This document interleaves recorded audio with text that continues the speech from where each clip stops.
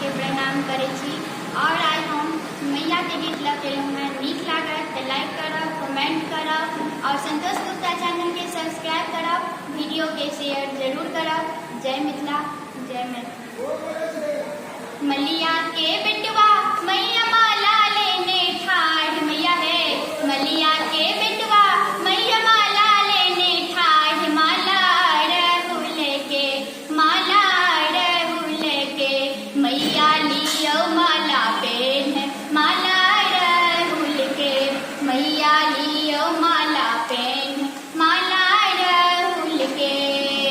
मलिया के बेटवा मैया माला लेने ठाढ़ मैया है, मलिया के बेटवा मैया माला लेने ठाढ़, माला रहुल के, माला रहुल के, मैया लियो माला पेन, माला रहुल के, मैया लियो माला पेन, माला रहुल के।